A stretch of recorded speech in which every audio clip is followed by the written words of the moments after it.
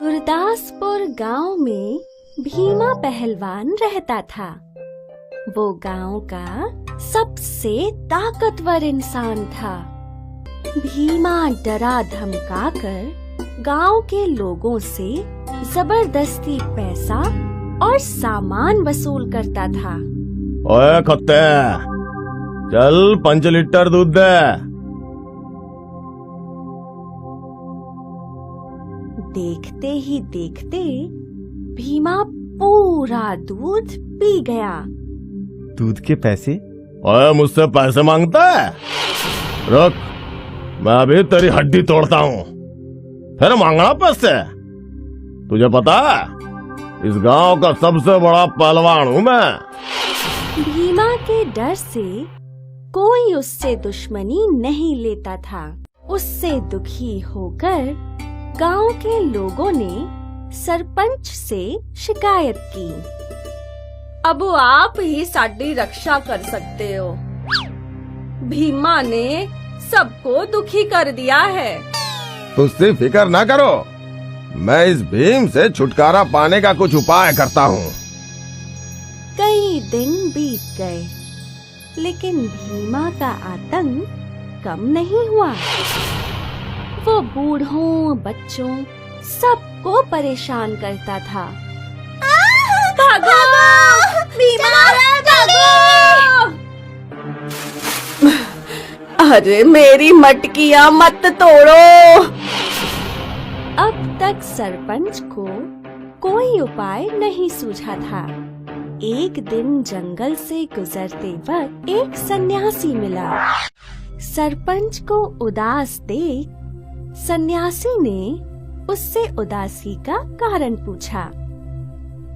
मेरे गांव गुरदासपुर में एक पहलवान है भीमा, जिसने अपनी गुंडागर्दी से लोगों का जीना हराम कर दिया है। अब उसे कैसे काबू करूं?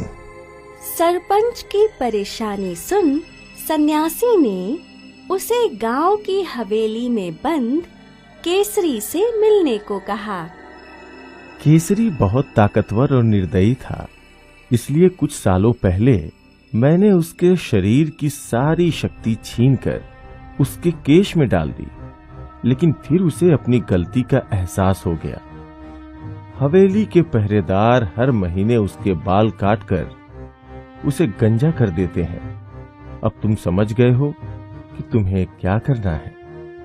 याद रखना, जैसे जैसे केसरी के सिर के बाल लंबे होते जाएंगे, उसकी ताकत भी बढ़ती जाएगी।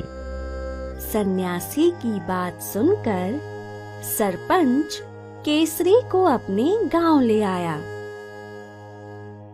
केसरी दिखने में बहुत ही कमजोर और दुबला था।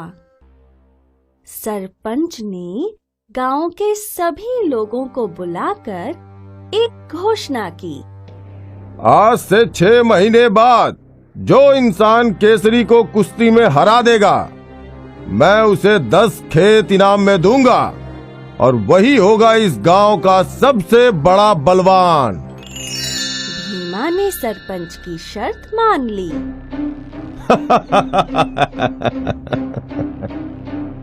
सरपंच, लगता है तुझे अपने खेत गंवाने के कुछ ज्यादा ही जल्दी है।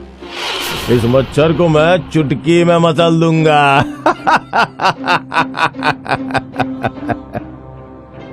शर्त के अनुसार भीमा और केसरी दोनों के पास 6 महीने का वक्त था। भीमा शुद्ध घी पीकर अपनी सेहत मजबूत करने लगा और वहीं सरपंच ने तरह तरह के तेल लगाकर केसरी के सिर के बालों को बहुत लंबा कर दिया।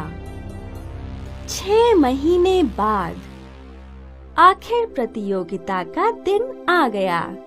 कुश्ती के मैदान में भारी भीड़ जमा हो गई।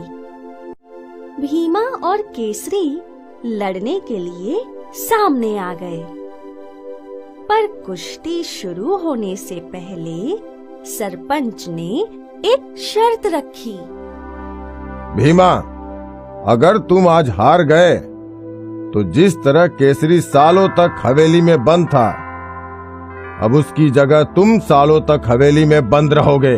बोलो, मंजूर है? मुझे मंजूर है, क्योंकि मैं हारूंगा ही नहीं। ये 1.5 पसली मेरे सामने 2 मिनट भी ना टिक पावेगा, समझा? भीमा और केसरी के बीच कुश्ती शुरू हुई।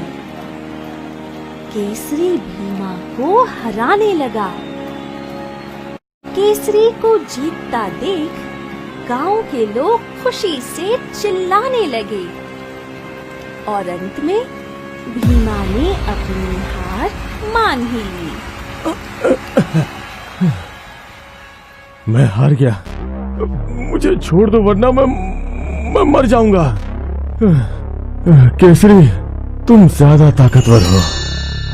शर्त के अनुसार सरपंच ने उसे हवेली में बंद कर दिया।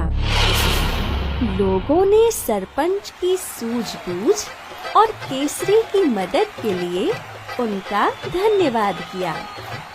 पूरा गुरदासपुर मान गया। सबसे बड़ा बलवान केसरी।